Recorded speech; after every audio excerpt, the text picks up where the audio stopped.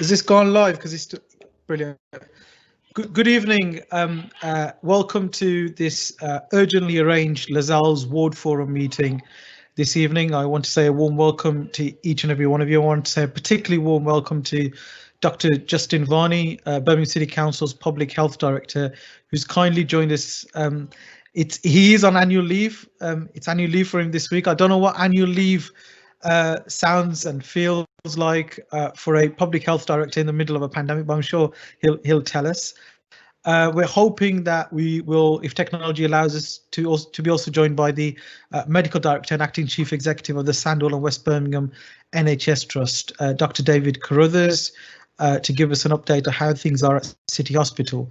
On Monday, I became aware that things have changed drastically in terms of COVID and Lozells.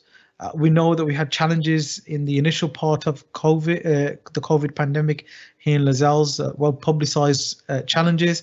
And on Monday, I was informed that the rate here in Lozells is at 785 per 100,000 in terms of positive cases for the Lozells ward. That's substantially, I think it's over twice what the citywide rate is, and it's at least 200 per 100,000 more than the next ward, and that obviously concerned me. But having conversations with the community and hearing concerns from the community, I'm unfortunately not surprised. I think that whilst the vast majority of people are abiding and adhering to the guidelines and are protecting themselves, the family and the community, there are some concerns we have. If you walk down Lozells Road, it doesn't feel like a lockdown. And I know there's some businesses open that probably shouldn't be open, and the council are looking at that. And I know that some businesses, and I know it's really tough for businesses, and this pandemic has been incredibly tough for businesses. I absolutely feel for you. But I think it's really important that businesses protect themselves, protect their staff, protect their customers, and protect the community. And I think some people just have not been as focused on the guidelines as they should have.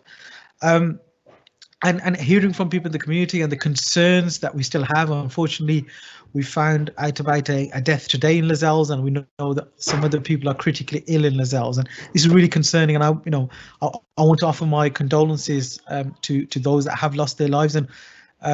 But we really, I think, need to just improve the way we are tackling this pandemic. And for some, this lockdown doesn't feel like a lockdown, and we have to address that.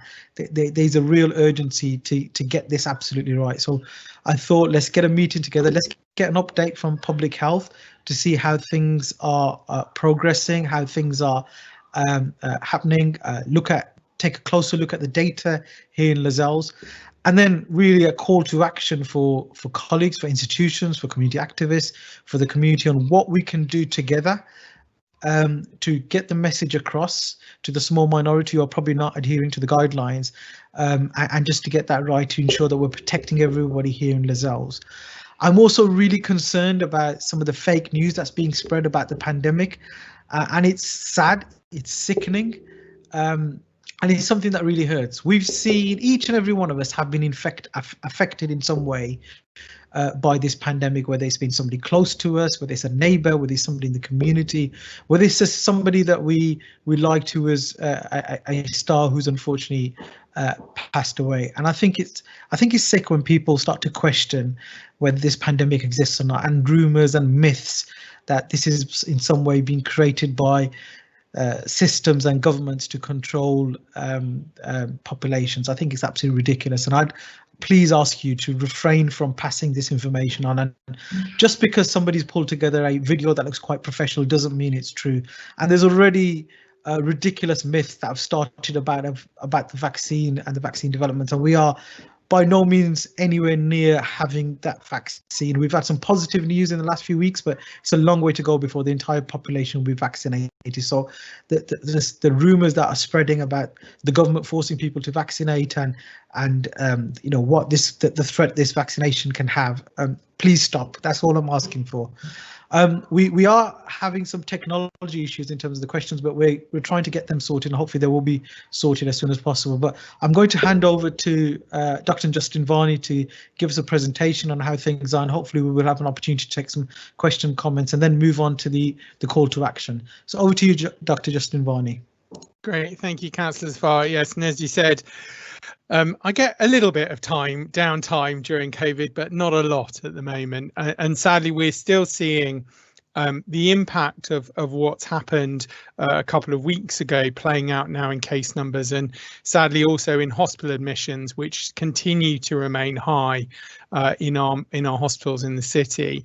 I'm going to focus particularly on the data for Lozells for the people watching tonight, because I think it is really important to just be clear about what's going on and the patterns that we're seeing in Lozells. So as you mentioned, this week Lozells has one of the highest rates in the city, and it's almost double the average for the city. And what we've seen is Lozells has gradually just increased over the last couple of weeks, where it's been sitting in the ranking across the city. In terms of the pattern we see in Lozells, for an age perspective, it's relatively similar to the spread across the city, the average for Birmingham. About 21% of cases are in the under 19s, 40% in the 20 to 39-year-old age group, and 29% in the 40 to 59 age group, and then it drops down, and this is interesting actually in Lozells. I think it's because it's generally a younger ward than some of the other parts of the city. Only 7% are in the 60 to 79-year-olds, and only 2% in the over 80s. And that compares to, on Birmingham average, about 11% of new cases in the last month have been in the 60 to 79-year-olds and 3% in the over 80s. But for the younger age groups and the working age groups, Lozells kind of reflects pretty much the pattern we see across the city. Where Lozells is different to the average across the city is when we look at ethnicity. And again, I think this very much reflects the demographic of Lozells. So 75% of new cases in the last 30 days have been in the Asian community and 7% in the Black community. And that's much higher than the Birmingham average. But as I said, I think that reflects the demographic rather than anything else.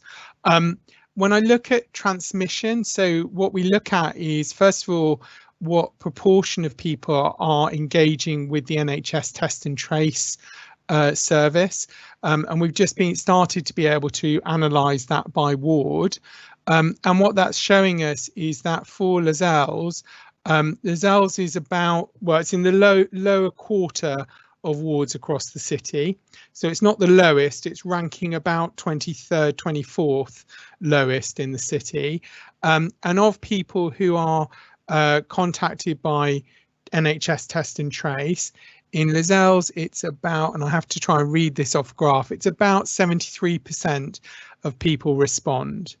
Now the highest in the city is about 87%, and the lowest is about 65%.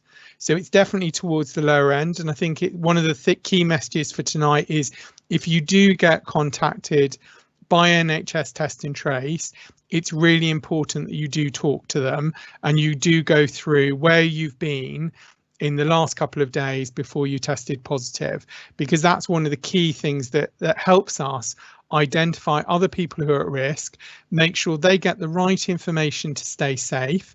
We also provide information on how they can access financial support if they're isolating, and if you test positive, also get access to that. And that's really important, because we know that's one of the barriers why people have continued to go to work when they've tested positive and shouldn't, is to make sure people can access that information. Now, for Lozells, the vast majority of contacts that are identified through NHS test and trace are people that share a house with the person that's tested positive. And then there's a relatively small number, but there's still there, of people who visited the house, or people who've been in exposed through work or through education. But what's disappointing is we're still seeing through that NHS test and trace that people are becoming exposed because they're going to visit friends or family, which, as you know, is something that we haven't been supposed to be doing since the 15th of September. So it's disappointing that we still see that coming through.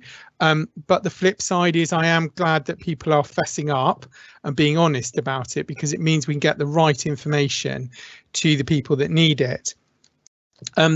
Justin, yep. can I just interject for a second? Sure. As I said earlier, we're having some technology issues about how those that are on the meeting, how they can ask questions or comment, and we do apologise. We didn't have any of these issues last time. If people have any urgent questions, drop me either an email, drop me a text. I think most of you have got should have my mobile number.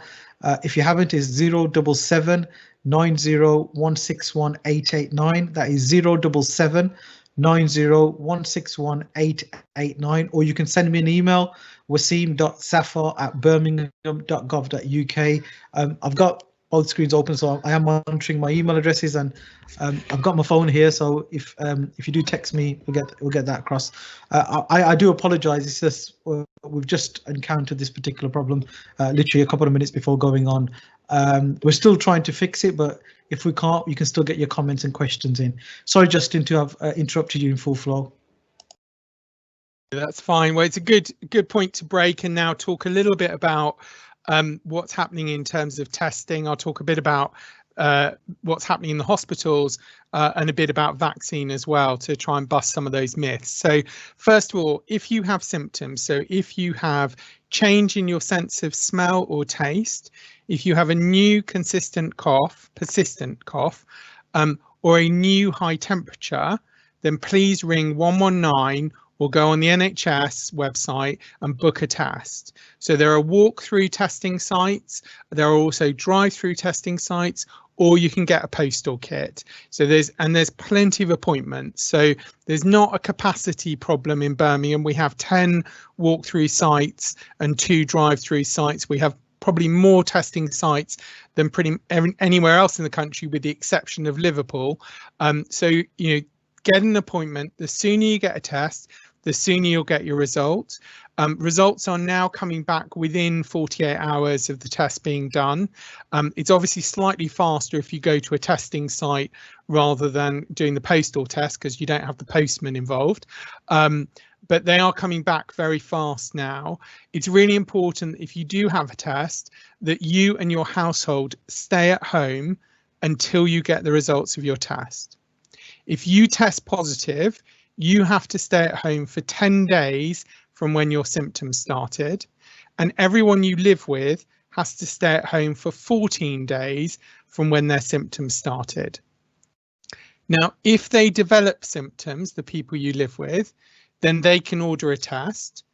But if that test is negative, it makes no difference to the 14 days. You still stay at home for 14 days.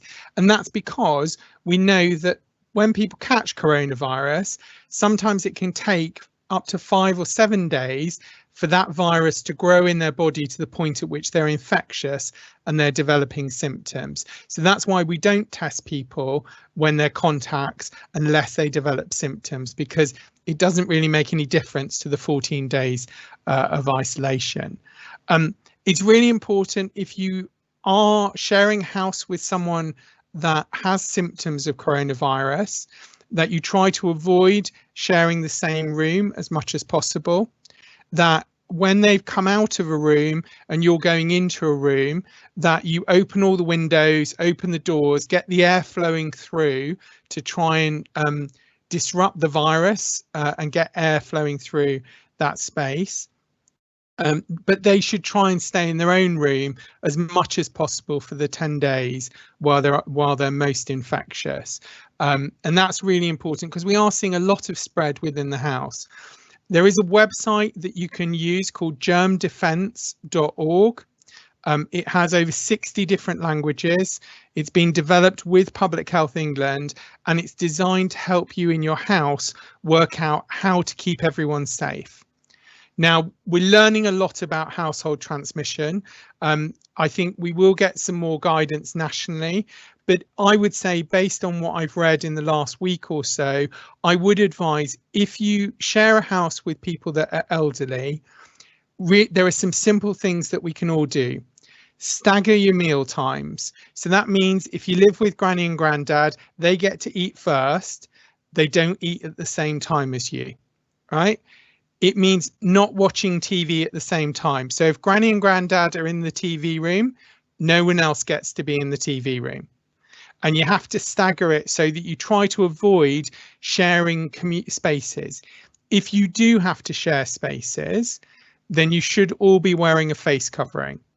And that will help reduce the risk of spread within the house. And these are just based on what I'm seeing coming through as the evidence. These are my tips on what I think you can do at the moment. The guidance hasn't been updated, so this isn't official guidance, but it is, these are things that I think if you do live in an intergenerational house, so if you live with your children and your parents, you can help reduce the risk of spread by scheduling, staggering meal times, avoiding sharing bathrooms if you can, but if you do have to share bathrooms, make sure they're cleaned between people using them. And if you have to be in the same space and you can't maintain 2 meters distance, please wear a face covering at home. It will make a difference. And there is some emerging evidence from America that shows it does reduce the risk of transmission. Those things are especially important if someone in the house tests positive, and you can't keep them in their room for 10 days. Those things will help reduce the risk of transmission. I'll touch very briefly on hospitalization and why we're not seeing as many people die at the moment, and then I'll move on to vaccine. So we are seeing still consistently about 40 to 50 new patients a day coming into our hospitals, and that is concerning. We have got better at treating COVID, but what that means is that people come into hospital, and unfortunately they're staying in hospital longer. The good news is fewer of them are dying, although we are sadly seeing people still die. But what we are seeing is that people come into hospital and they stay sick for a longer period of time, and instead of dying, they get to go home at the end.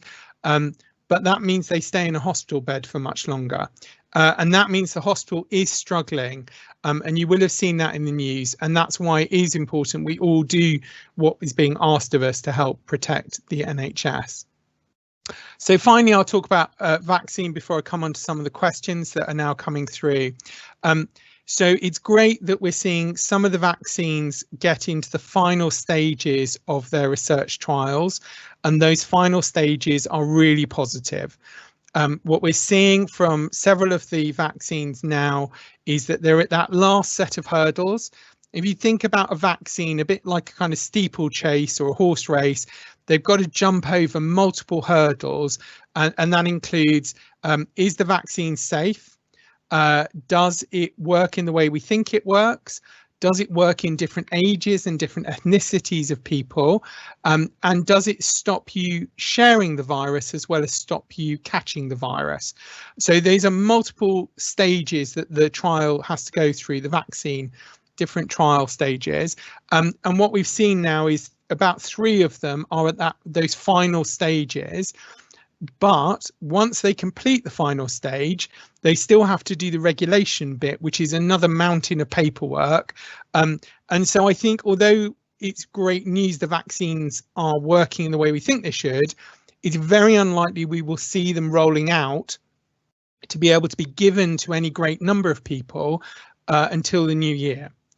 And until we get vaccine out and a large proportion of the people that are most vulnerable are vaccinated, we're going to have these restrictions. So they're going to be around for a while. And we do have to just mentally be in that headspace that this is the new normal, and it needs to be, because otherwise the people we most love and care about may end up in hospital and may end up dying. And as councillors have far said, the communities where we're seeing the highest case numbers rise are the communities that were hit hardest in wave 1. It's not that people don't know that COVID kills.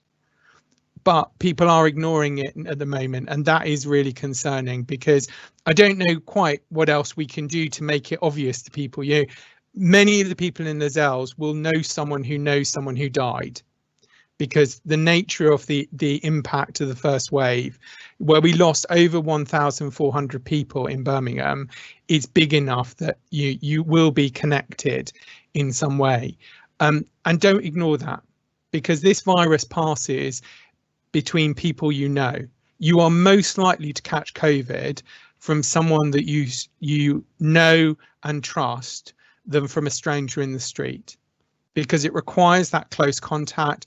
It requires us to stop and have a chat with someone. That doesn't happen with a random stranger in the supermarket. It happens with people that we love and care about, and sadly we're putting those at risk.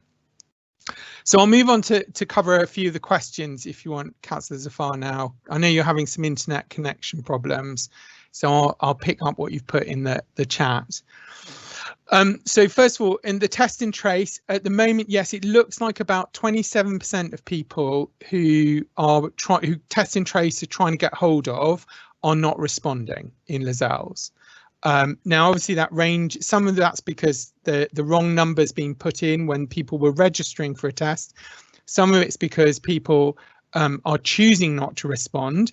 We do know, and to be fair, some of this is also because some of those cases are children, and the NHS test and trace system at the moment doesn't see children any different from adults. So if you're a parent and you've tested positive and your children tested positive, basically the computer system will ask you to fill in test and tracing for you and your children, and you can't, there's no way of switching that off at the moment. We are asking for that nationally to be done.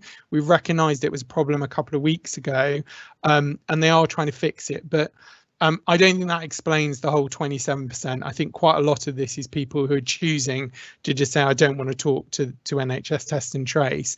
And that's really disappointing, because what they're doing is they're denying the people they love and care about protection. NHS test and trace is about working out who might have been exposed from your coronavirus and getting in contact with them and getting them the right advice to keep themselves safe and protect the people they love and care about. So by not sharing that information, you're denying those people the right to make that choice. So it is really important people do engage with it. I'm afraid I don't have an update on who's been fined by ward, so I can't tell you what the numbers are for Lozells. I know that the police, so I should say this, in terms of enforcement, kind of the council's responsible for taking action against businesses that aren't doing the right thing, and the police are responsible for taking action against people that aren't doing the right thing. It's roughly that split, and there are some nuances, but and you will have seen in the media, the council's been pretty proactive about taking action against businesses that aren't doing the right thing. Obviously, we start with a conversation and giving them the right advice, but if people don't listen to that advice and continue to be stubborn and put their customers and their staff at risk, then the council is acting, and that's ranged from removing licenses from premises to forcing them to close to issuing very large fines. This is not something we should mess around with. This costs people's lives. We know there's an economic cost as well, but there's a lot of grants and a lot of work that the council's been doing to help people get access to the financial aid that's out there.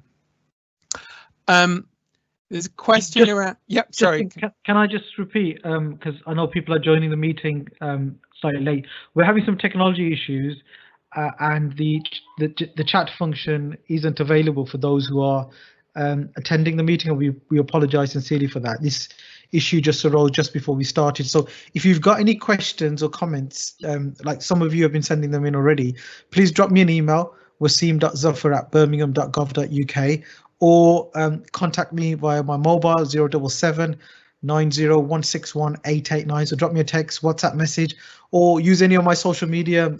I'm trying to keep abreast of everything that's going on in terms of my social media. So drop me a DM or a inbox me on Facebook, and I will try and get your questions asked and answered. I'm tapping into the chat that me and Justin can see all the questions as they're coming in, and Justin is very kindly responding to them as he goes on. Thanks, Justin. Back to you.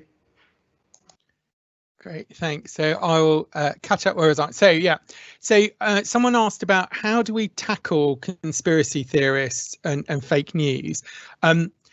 It's a really tough one, you know, and I really struggle with it, to be honest, because I've yet to meet a conspiracy theorist who can explain what the benefit is for anyone of all these restrictions. You know, no one's quite been able to explain who benefits from the world going into global lockdown, us stopping people going on holiday, keeping people separate from people they love. You know, what is the upside of that? You know, and generally the response is either it's aliens or it's some secret cabal society.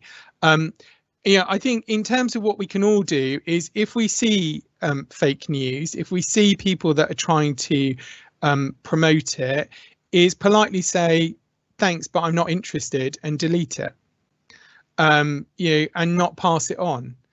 You know, some of these people, it's very hard to have a rational discussion about what's going on, because their view of the world is so distorted that they're just not going to hear the rational science, you know. And some of the theories that people put forward, I mean, you know, the one around 5G and COVID keeps coming up.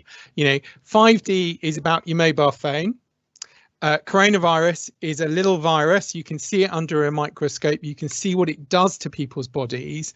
You know, and the only way that my mobile phone can give me coronavirus is if I give it to someone else who's got coronavirus, they cough over it and give it back to me, and I handle it and don't wash my hands, and then I infect myself. It's got nothing to do with the technology about how we talk to each other through mobile phones. They're completely separate things, but unfortunately, you know, people who had paranoia or fear around 5G before have just latched on to connecting it to this. It's the same with some of the other theories. So, you know, I would say look for places where you trust. It really encourage people to sign up as COVID community champions. You can do that through the council website. We hold weekly Q&A webinars, sessions for champions where they get to ask questions directly of me or of my staff. We send out the latest data on a weekly basis. We also send out information. So it's a bit like being part of the kind of extended public health family. And the whole reason of getting COVID champions going is it's about giving you in your community the truth and the right information to give to the people you love and care about.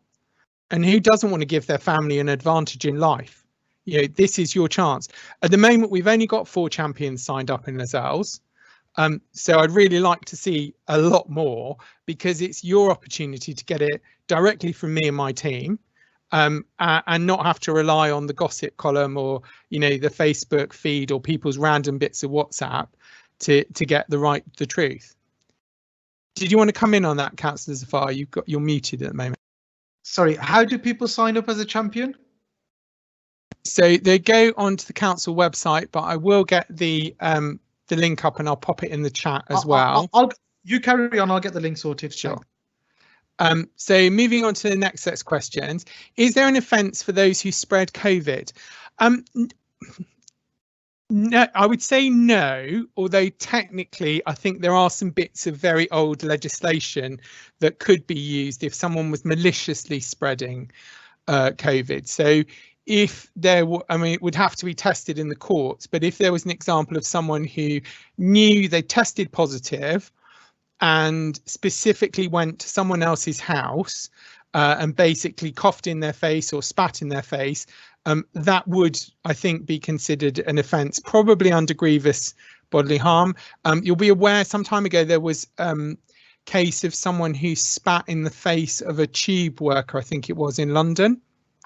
And I think that may well be the first case of where this becomes an offence, because I know that then led to the lady, I think, unfortunately died. So there's a whole kind of court case around that. There are rules about if you test positive or you are a contact case and you're told to isolate. If you don't, you can be fined. and it's kind of escalating fines. So you start with £1,000, and if you break that, then it goes up and it goes up and it goes up. The police are responsible for enforcement of those, and we have had some days of enforcement. There was one last weekend between the police and environmental health, so that has been going up. You can report concerns if it's concerns about individuals' behaviour. That's West Midlands Police website. If it's concerns about a business that's not doing the right thing, that's the council's website, and there's a whistleblowing page on both. So those are the two ways that you can report people for things that they're not doing. So I think I've caught up with most of the questions now, Catsfire, and it looks like Neil's.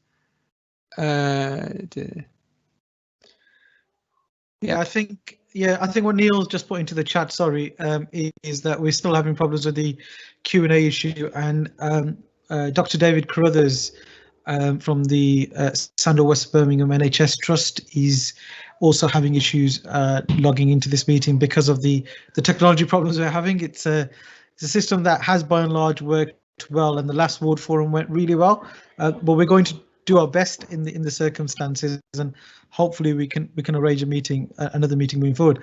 I think one of the key things, Justin, I wanted to, and a number of activists I've been speaking to wanted to get out this meeting is a real call to action. What can the good people of Lozells, what can the good institutions of Lozells do just to remind the very small minority who are not taking this as seriously as it should be? And I've been, pleasantly surprised with how proactive some of the institutions are being. The local schools have been brilliant. I am slightly biased. My school, Heathfield School, puts out very regular messages to the school community. I asked them to promote this meeting, and my son came home with this flyer that some of you may have seen on social media promoting tonight's meeting. Obviously, he couldn't read this, but he was really happy to see his dad on a leaflet given out by the school. That just shows how important local institutions are. And I was talking to Mrs. Atherton, the head teacher at the school, yesterday, and what they're willing to do, and I think this could really become something, is they're willing to put out at least one text message a week to their parents, who they contact when things happen in schools and certain things change, when they've got an announcement to make, and just to remind people about the importance thing. I know I was talking to one of your deputy public health director, Elizabeth, earlier this week. Justin, I know she was saying that you and your team were really keen to help sort of devise that very short text message that can one message per week. And I know that colleagues who are governors have been talking to Anglesey Primary School too, who would be more than willing to do that. So, if we'd really want a number of institutions to sign up to sending those messages to the community, and there'll be very simple messages. But we've seen, I'm not going to refer to the December 2019 Conservative Get Brexit Done message, but we know that when you keep sending the same message, it really does get to people. And it's really important, whilst we've got that fake news and those conspiracy theories working away, one way of countering that is to continue sending the correct messages to the community. And I know there's been a lot of good work done to get messages in community languages. I know there's been some work that the Public Health Department's commissioned. I've seen, in fact, a Lozells resident, Mrs. T, I'll refer to as, everyone knows who Mr. T is, but Mrs. T, who has been helping with the Urdu messages. They've been circulating on social media, and people right across the country and beyond have benefited from those messages that have been created here in Lozells. Just to remind people about the very basic information. I think it's really important that you do get those messages in community languages. So if you want to sign up to that call to action, drop me a text message, drop me an email address. I'll work with some of the activists behind the scenes and the Public Health Department just to devise that very simple text message once a week that we can disseminate to, if you're a religious institution, to your congregations, if you're a school, to your school community, if you're a GP, to your patients. I think the primary care services in Lozells can really step up in terms of messaging. I know they do a remarkable job in difficult circumstances, but I think in terms of messaging and the information they hold, they can really help us get that message across. And I know there's a lot of brilliant community organizations that can also help get those messages across. Justin, do you want to respond to that? Any ideas you've got in terms of what else can activists do? The COVID champions that we will. One thing we also commit to is, we will try and promote more COVID champions being recruited. I'm a COVID champion, and I know we've got 3 others from Lozells, but let's try and get, by the end of this week, those numbers into double figures at least, and raise that, because that information will come from you, from the public health department, that we can disseminate across our communities. Yeah, absolutely. And I think that exactly that point, the COVID champions, it is about giving you that one simple message each week to send out to the people you love. And what we've been doing that through is predominantly through a text message. There's an email that goes out 3 times a week, and a text message kind of once a week. We're also, as we build the number of people involved, and we've got over 430 in the last month, which is brilliant. It's just not enough for a city of 1.2 million people. We're also keen to develop some communities of interest within the champions, so that we can work with them to develop specific language translated materials as well, because that helps. And what's really powerful about the COVID champions, and it's people that work in local schools, it's people that work in local businesses, it's grandparents, it's young people, there's a real spread of people across the city, is that through that weekly Q&A session, which you don't have to attend, I mean, it's recorded for the champions so you can watch it later as well, they feed back. And what I find most powerful about the champions is, one, they tell us what is it that people really want to know. They don't always want to know what Boris has just said on the podium at number 10. They want to know, what does this mean for this particular situation, or how can they, if they have to go in and help their elderly relatives, how can they do that safely? So we can then tailor the messages and give them the right answer. So it's been really helpful of getting that 2-way approach. We are also looking at a children's COVID champions model. And we've been starting to talk to the schools about that. And I think that's likely to be something we'll start after Christmas, probably at the beginning of the spring term, to come on board, because it takes a bit more effort to think about how do we get the language right for younger children to make it accessible. But we've had such fantastic response from some of the young people in the city. And often I talk to families, and it's the 5 or 6 year old who's really good at the social distancing and tells everyone else in the house off when they're not doing what they should. And we want to support that. We want to have those COVID superheroes of our kids as well.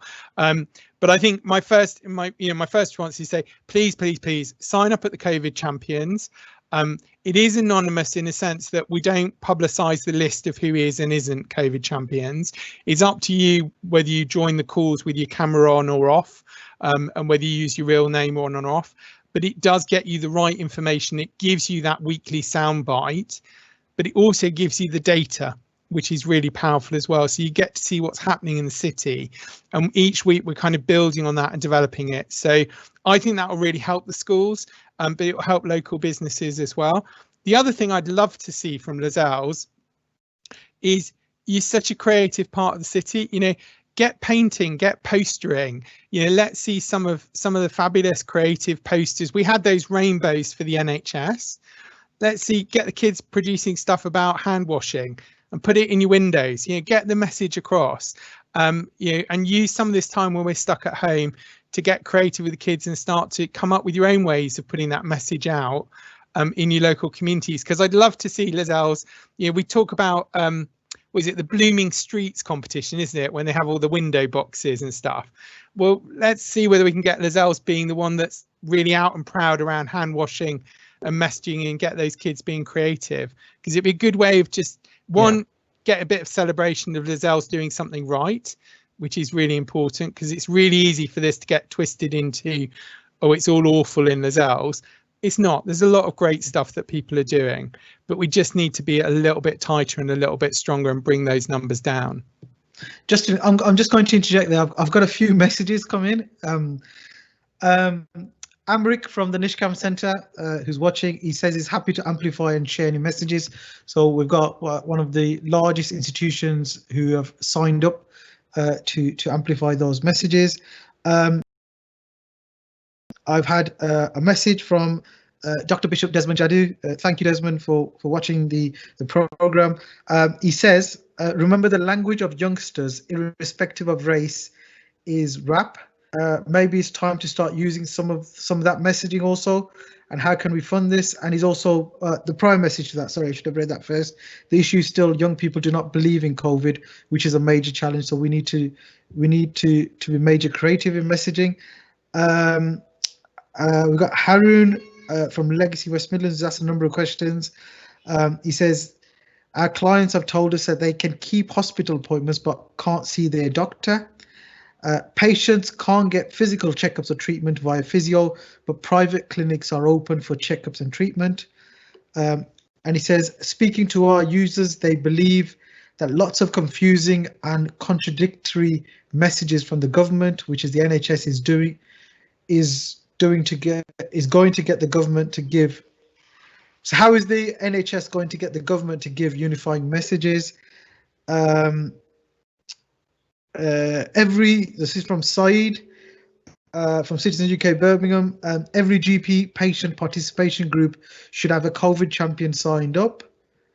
So that's good. Yeah, so if you want to respond to those for now, I think I just saw an email. Okay, I've got a couple of. Do you want to answer those? Sorry, I'm not. Yeah, let me answer those before I forget them all, and you might have to remind me. So, on the music side, really good idea. I'll have a think about it. We have been commissioning creative arts through COVID actually to help get the messaging out in different ways. And there's a tender just going out at the moment for more creative arts ways of getting messaging on, commissioning local artists. But rap's not something I'd thought about, and I will take that away. I want to say, now I'll get her name wrong. You might have to help me on this, Katz, as far. The grime artist, is it Lady Z? There's a lady something that came from Birmingham. Anyway, I can't help you on this one. Sorry. I'm sure Desmond will know who I'm talking about. But I know that actually some of our Birmingham talent have been rapping about this already, actually, because I follow her on Twitter, and she did a great song which was all about actually how difficult lockdown is, and not, the importance of washing hands and keeping a distance, but also recognizing that it impacts on our mental health and well-being. And I thought that was a really good example, but it is something I will take away. Great, Amrit, yeah, please sign up as a COVID champion. It'd be great to have Nishcam on board and helping to amplify those messages as well. And remind me, what was that last one? I think it was about NHS, wasn't it? And confusing messages. Yeah. So I can't talk for the NHS because I don't work for the NHS anymore, and they do get a bit uppity when I talk about them. I think it's fair to say the NHS is doing its best to ensure that people can get access to the services that they need, but that isn't always the same as the services that they want. So some of you will know that I'm married to a local GP, and in their practice, what happens is people ring up for an appointment, they get a telephone appointment with the doctor, and if the doctor thinks they need to be physically examined, then they bring them in and they get an appointment the same day. So not everyone's getting a face-to-face appointment because not everyone needs one. And actually what we're finding is that everyone turns up for their appointment, which is a first, because in general practice, usually lots of people just don't show up. So that's really good. But two, there's quite a lot of stuff that GPs can do without physically touching you and without physically having to see you. And people are still getting good treatment, they're getting good outcomes, and they're actually tending to get things much faster than if they'd have been waiting for that face-to-face. But I do know it doesn't feel the same. In terms of things like physio, that is more difficult. And one of the reasons it's more difficult in the NHS is that often we are having to move staff around to respond to the pressure of COVID. And that means some staff who would normally be doing, say, physio outpatients are having to be on the wards treating and looking after COVID patients. So the NHS does have to make those difficult decisions. Private hospitals don't have the same kind of difficulty, but they are governed by the same rules about what's safe and what's not safe. So it's not that physio is unsafe, it's actually that the staff are having to be realigned. But the NHS is also making very individual decisions. So if your treatment is being deferred, particularly if it's an operation, they should be explaining to you what the risks are and why it's being deferred. It should be an individual conversation rather than just this is a blanket, because they do have to go through and do that kind of review each time that decision is made. Great, thanks, Justin. My phone seems to be pretty busy now. So as I said earlier, we were hoping technology would allow Dr. David Crothers, the acting chief exec and medical director at the Sandwell West Birmingham hospitals. So he runs City Hospital along with Sandwell and Riley Regis, and are obviously building the Midland Met University Hospital. But he has sent me a message. He is watching. Thank you, David, for joining us. I'm just going to read out his message. Important to maintain social distancing, hand hygiene and face coverings as part of national lockdown. Seeing an increase in age of patients admitted to hospital, which reflects what is happening in the community. As you get older, the disease can be more severe and outcome can be worse. Younger generation need to be careful about social distancing, etc., to reduce risk of spread to older generation. If you have non-COVID health problems, then do seek medical advice and attend emergency department as needed. So thank you for that message. I've had a message from the deputy head at Holt School, Mr. Oliver. They have signed up to cascade the messages down. So thank you for viewing this meeting and thank you for your commitment. Abdul Hasib, who lives on Mayfield Road, is a community activist. He's signing up to become a COVID champion as we speak. So Citizens UK Birmingham, who are very frequent in Lozells because a number of the institutions in Lozells are part of the organisation, they've volunteered to host a Lozells COVID Champions Roundtable next Friday. So they're really keen to help us increase the number of COVID champions and also work with Justin and his team to help devise these messages that can be cascaded to communities. So if you want to be part of that roundtable, drop me an email, wasim.zaffa@birmingham.gov.uk, or contact me in the number of various ways that you can contact me. And I will ensure that Saeed gets your contact details and sends you an invite to that roundtable. And all those who have made commitments on this meeting, Saeed will hopefully contact you directly. I've had an email from Eleanor from the Handsworth Carers Project. 2 questions. So it's a local charity that works in the local community. First question, Justin, what support is available for carers caring for vulnerable adults who are high risk due to physical, mental health and are shielding in the local community? And the second question is, can user-friendly literature be available for COVID testing in commonly spoken languages and for those with learning difficulties? Yeah, so in terms of support for carers, if you're what we call informal carers or unpaid carers, so if you care for a family member, for example, and you catch COVID, which means you have to isolate and you can't provide their care, then you should contact the council and see whether they can arrange emergency care support. So there is a facility, as I understand it. Now, I have to say it's not my bit of council.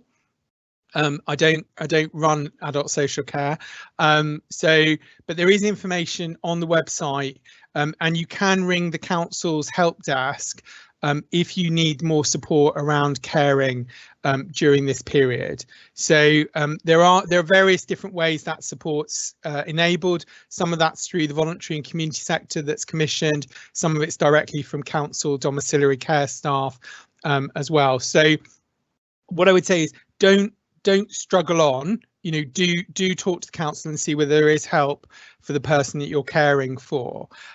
The other thing is, if you are a paid carer, you're probably on quite a low income, because we know that people in the care sector often get paid very little money. If you have to isolate and you're only getting your low pay, you are eligible for, I think it's £500 support payment for that 14 days you're isolating. And if you go on the council website, you can register for that. You have to basically upload a screenshot of your notification from Test and Trace or the email that you've been sent. And then they take you through the process, but the money comes quite quickly, and that can really help as well for people who are on our lowest incomes, where they may not get anything other than statutory sick pay, which can make a real dent in the kind of income for the house for the month. So that there is support available, so don't suffer in silence. And sorry, Councillor Safar, what was the second part of the question? The second part of the question was around user-friendly literature in common languages, sure, and for those with learning difficulties. Yeah, so the testing literature, because this was specifically about how you take a test, is available at the testing sites.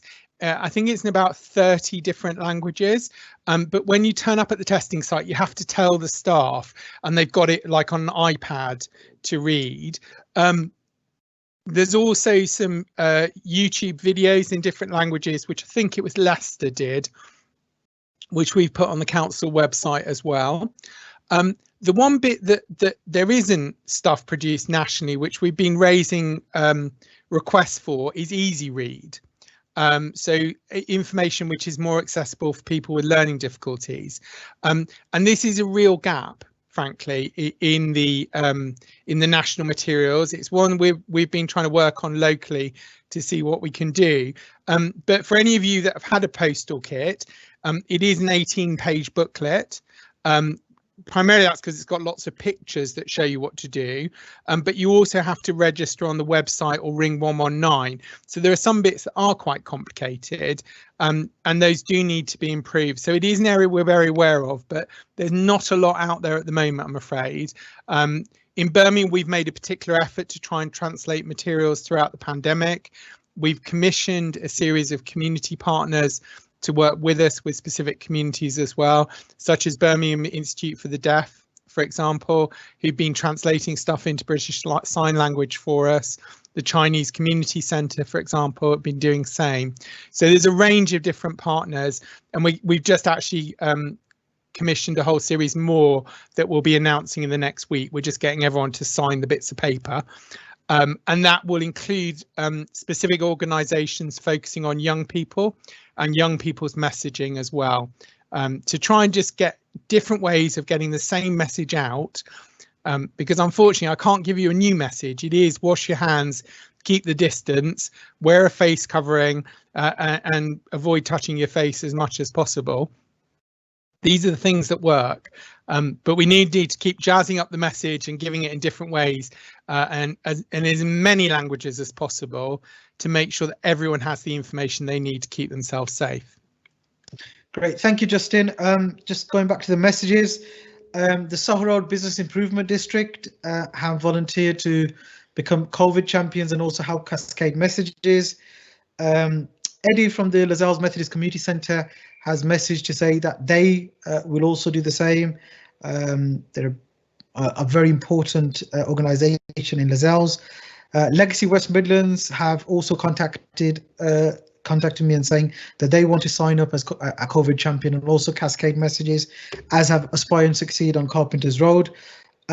Neil DaCosta, who's very kindly helping us with this meeting, as is Beverly Edmead. Neil's the lead officer in the Perry Barr district, and he's saying that the Perry Barr constituency neighbourhood network will be happy to work with us to cascade these messages too. And building on Desmond's.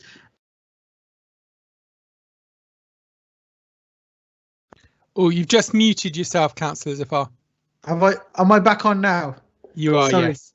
So I was just saying that Desmond's challenge to us on how we can make the messaging more user-friendly to our young people and the diversity of communities.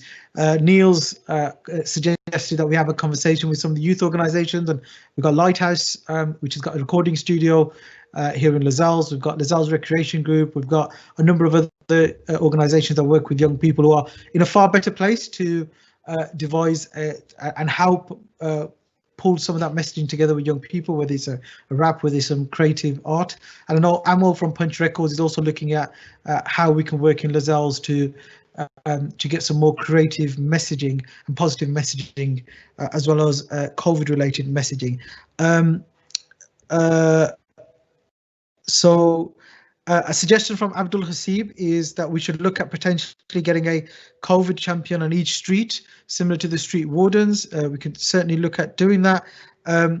Eddie's just texted me. I'm just going to read it out without checking, so I hope it's a fight. I'm pretty sure I can trust Eddie. Is there a way whereby those of us on the front line can get weekly testing like care workers? So Eddie works in a church community centre, has a lot of engagement with the community. Do you want to respond to that? And I think then we might be in a position to close up the meeting.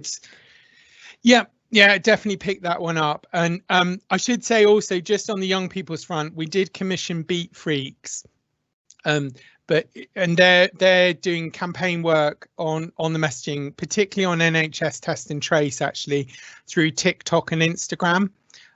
So I really recommend that. I'm afraid I'm not a TikTok user, but I do follow them on Instagram, and there's some great stuff coming out from our young people actually in their words, getting across the messaging. On the point about testing, so where we are at the moment is that we have testing for people who've got symptoms, and there are these new things called lateral flow testing kits that you'll have seen talked about in the media. And what they do is they're generally better, they're quicker, so you get a result within half an hour. They're not as good as the normal test at being absolutely accurate on people that are positive. So they tell a couple of people out of every 100, they tell a couple of people that they're positive when they're not really positive, but they're pretty good. And they're more accurate at telling people that they haven't got infectious COVID. And this is one of the things that's starting to appear different. So the normal PCR testing is very good at saying, have you got COVID or not? The lateral flow is not quite the same test. So what it's saying is, are you actively infectious at the moment with COVID? But what it can't say is that whether you've got COVID or not. So you might have caught COVID, but you just haven't got to the infectious stage where there's lots of it in your saliva and in your nose, in your throat. But you might tomorrow. Whereas the normal test, it would tell you because it detects it slightly differently. It works in a slightly different way. Now, what we're doing at the moment is we've just in the last week got through all the instructions from the government on how to set up a testing centre for using these rapid testing kits, and we're in the process of sorting out the first site. We've got to staff it as a council, and that's about appointing about 70 people to staff this site. We've got to set up testing booking systems. We've got to make sure that we know what to do with the clinical waste. There's a lot of work involved in doing this, whereas with the previous testing sites, as a council, we chose the site, or we proposed the site, and then the Department of Health came in and built it, staffed it, ran it. Now it's a change and we've got to do it as council. So we're working towards getting that up for the beginning of December. We will start with a pilot, which will be council staff, and that will be a pilot to make sure it all works and it's all safe. And then we'll be looking at how do we roll that out. And I'm working at the moment with Councillor Hamilton, who's the Cabinet Member for Adult Health and Social Care on this. And the thinking at the moment is very much that this will be focused on essential workers, and then start to build on that. At the same time, government's got a trial on care home visitors, which is great. Because that would have been the other thing I really want to use these tests for, but it looks like that's going to be run by government. There's also testing sites being set up by the universities through a different bit of government, and that's to test the students before they go home for the Christmas break. So Eddie's, I think it was Eddie, wasn't it, is right. It's definitely in my kind of priority list of who we want to get these testing kits used for. It is thinking about people that are on the front lines, whether that's our bin men or people working in our community services. The one bit of information that I'm still waiting for from government is how often we would test people. So, and we're looking very closely at what the NHS model is, because the NHS is using these kits first, and it looks like they're going to be testing people twice a week. So we need to think that through, because obviously there's lots of people in Birmingham, and we only get a certain number of test kits a week. But that's all to come, and I would expect probably in about 2 weeks' time, I will have a clear public statement with Councillor Hamilton about this is what we're going to do. But it is rapidly changing, I have to say. Where we are now on testing and where we were 10 days ago are completely different places, and that's because the technology is changing. But also the government has been testing in Liverpool different types of using this testing. What I don't think we'll necessarily see is everyone knocking on doors being offered a test across the whole city, because in Liverpool the uptake hasn't been that great. So it's likely to be much more targeted, much more about inviting people who work in businesses or in jobs where there's a risk that they could infect other people if they were infectious, and trying to get that way of getting things across. There are also, I should say, pilots in schools starting at the moment as well. And that's also looking at if you test students and teachers on a twice weekly basis or a weekly basis, does that help monitor what's going on? So lots of things changing, but Eddie, I just want to be clear, I'm definitely thinking about how we can use this to support those of us working in the front line who keep the city going, and that's from our really essential binmen through to our carers, through to our community organisations. That is absolutely forefront of where I'm trying to work through this at the moment.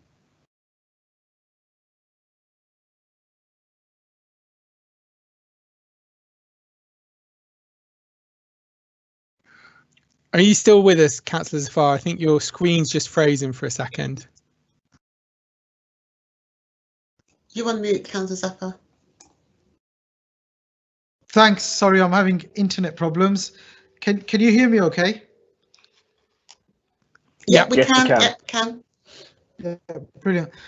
Just so a final question, and then I'm going to try and close up with some actions.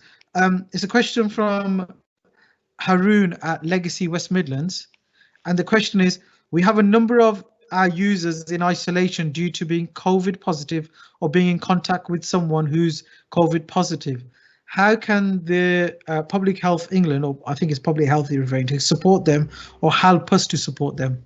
Do you want to try and answer that quickly, please, Justin, and then we can try and wrap up, please? Yeah, so what I would say is have a look on the council website.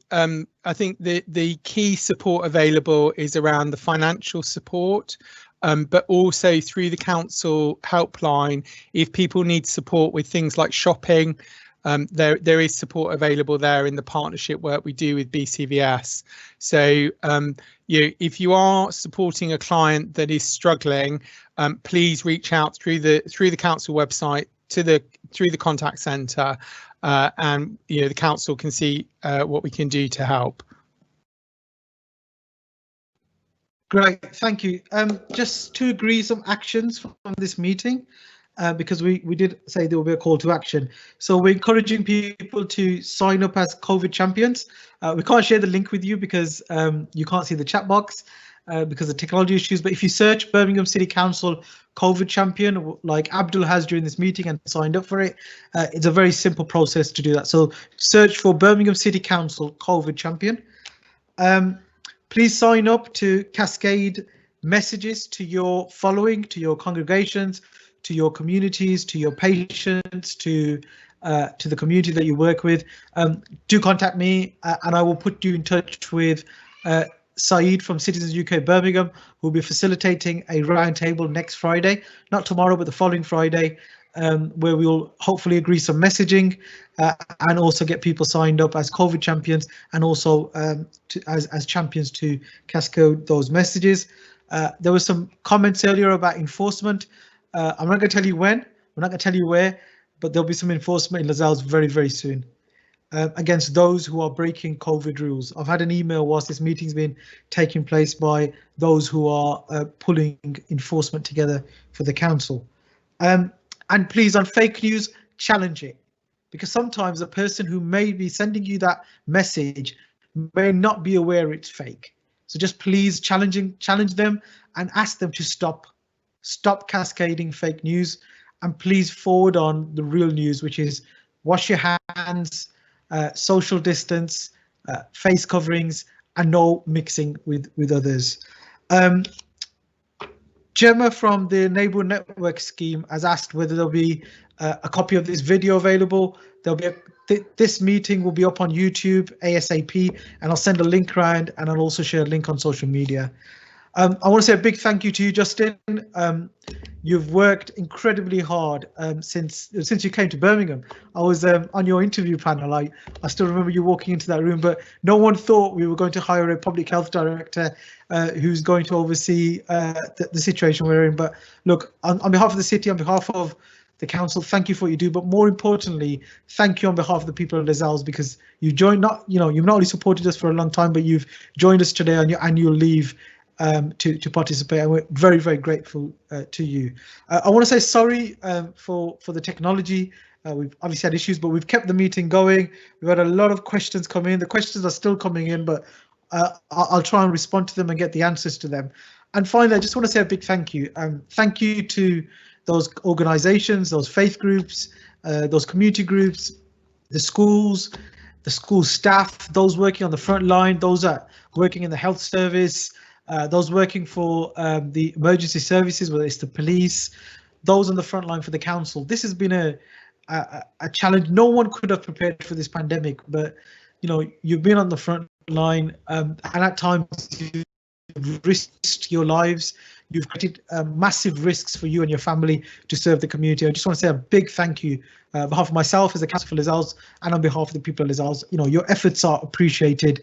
I want to say good night to each and every one of you. Thank you for joining us, and hopefully we'll have another meeting pretty soon. Thank you again to Bev and to Neil behind the scenes helping us out today, and again to you, Justin, for joining us. And thank you to Dr. David Carruthers too from the Hospital Trust. And sorry we couldn't get you on, but we know you've been watching the meeting, and thank you for your message. Good night all. Oh, Councillor, just before we close, can I just remind everybody that the recording of the meeting is still on the link for 180 days. So as well as it going onto YouTube, it will also be on the link that you sent out. Okay, so it's important. Just to repeat what Bev said, so the link that's been circulated for you to come onto this meeting, if you go on that, there'll be a recording of this meeting available. It'll also go up on YouTube as well.